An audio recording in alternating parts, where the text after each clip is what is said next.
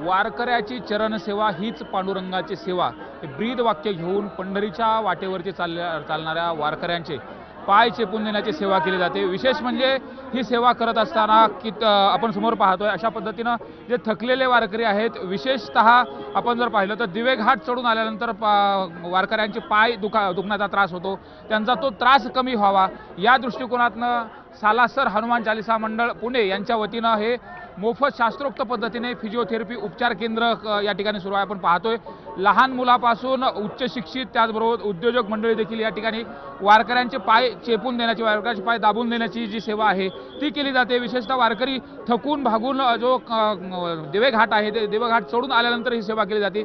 नेमकी ही काय सेवा आहे आणि कशा पद्धतीने सेवा केली जाते, कोण कोण सेवा करते आपण विचारायचा प्रयत्न करू।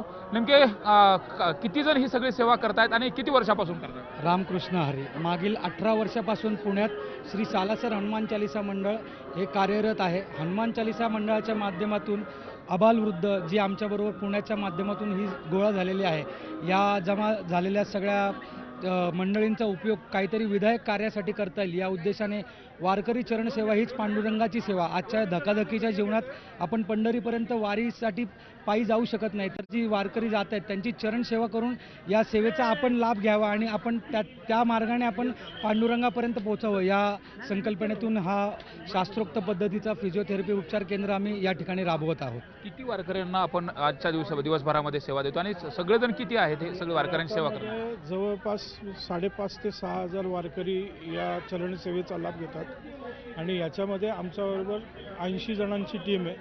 त्याच्यामध्ये 20 हे फिजिओथेरपिस्ट डॉक्टर आहेत आमच्याबरोबर, त्याचप्रमाणे तरुण उद्योजक आहेत, व्यापारी आहेत, IT सेक्टरमधले सगळे कार्यकर्ते।